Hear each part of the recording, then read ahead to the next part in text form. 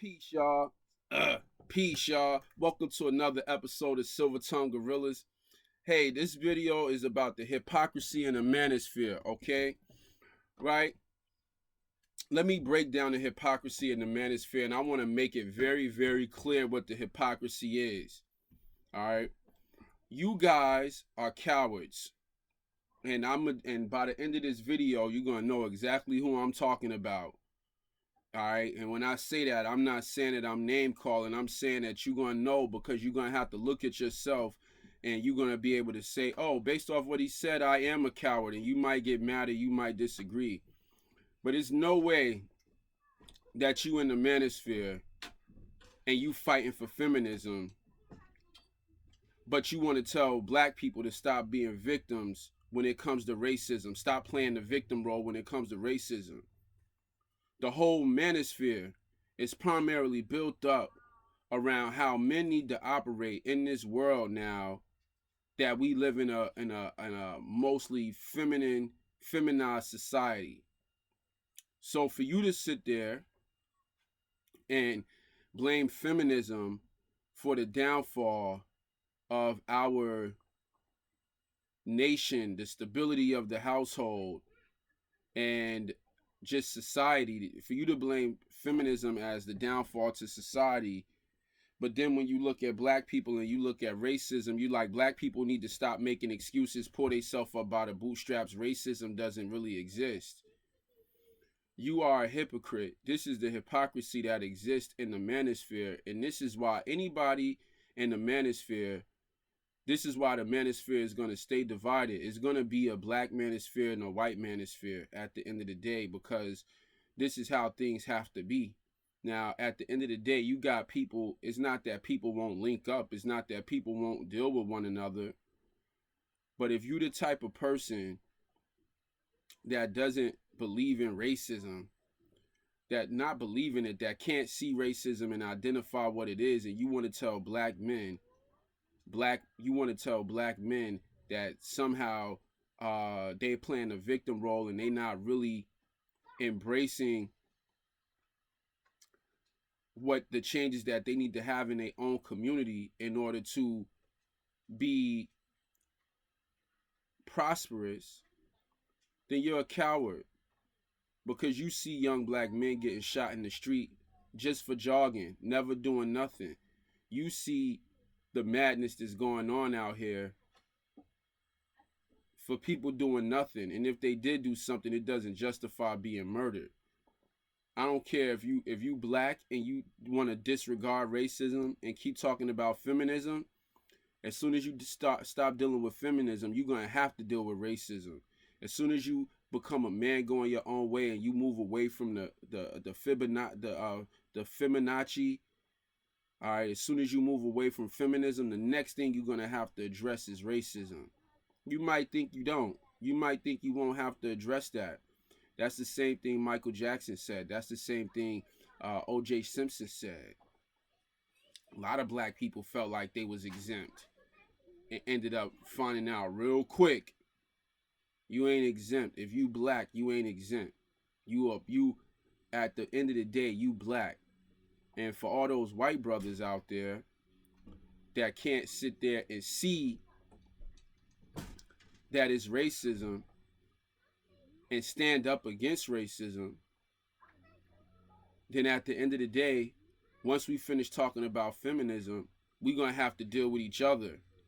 Because, yeah, I got problems with women, but I've been having problems with you way longer than I've been having problems with women. And when I talk about me, I'm talking about society. I've been having problems with you oppressing me way longer than I have problems with feminism. You and your people. We don't even got to go back to slavery. We could look at the current issues that's going on.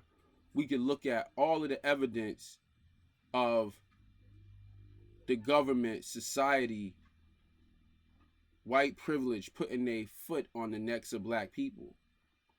And don't get this twisted. When I say white privilege, I'm not saying if you white, somehow you didn't deal with things in life. I love white people. I love all people. I want to make that very clear. I have plenty of people around me from all different nationalities and races. I'm an international traveler.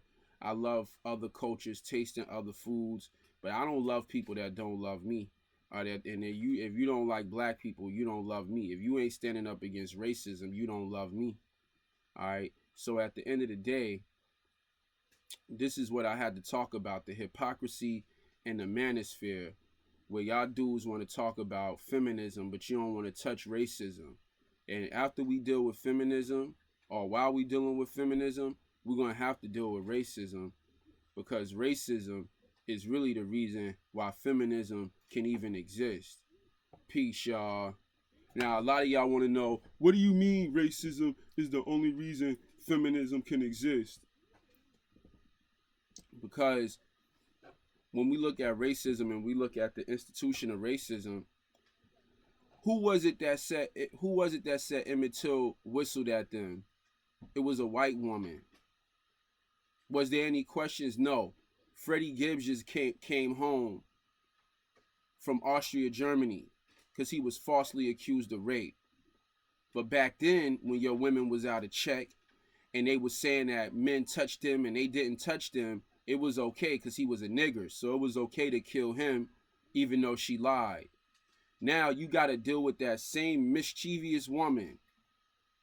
And the reason why we even facing feminism together is because that mischievous woman also corrupted the minds of black women to a certain extent. Even though we could see over time black women, because of our socio our status in society, we can see that black women have been consistent in fighting with black men. Even though a lot of black women are out of pocket, I'll give you that. But for the most part, feminism all started from the white man letting his woman get away with shit. And once his woman was able to get away with bullshit, then she started to become a cancer to the rest of society.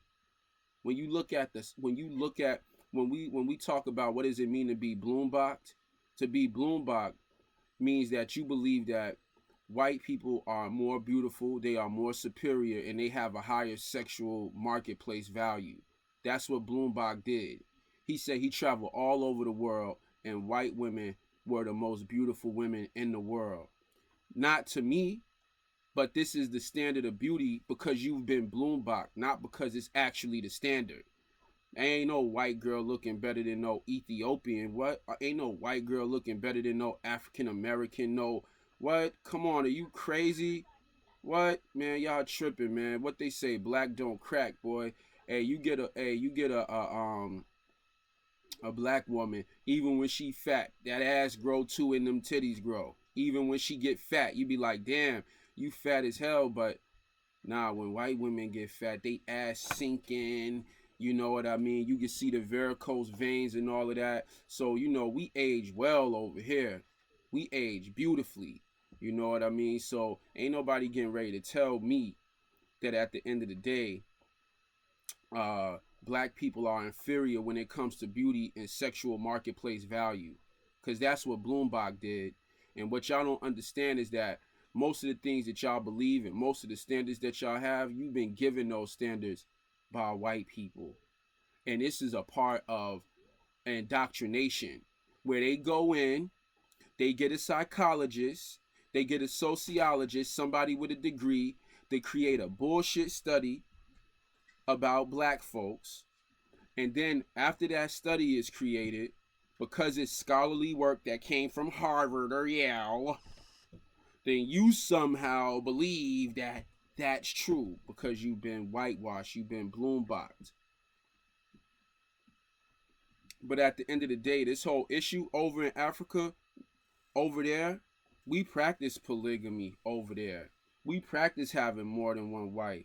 We don't have a problem with feminism when you get out of here and you go to, and I've been over there, so I don't want to talk about it like I don't want to talk about no news clip y'all fools are reading. I've been over there. I done seen it with my own two eyes in person. Y'all always want to go to stats. Stats are good when you want to, you know what I mean? I don't even want to go down that rabbit hole. The point is this.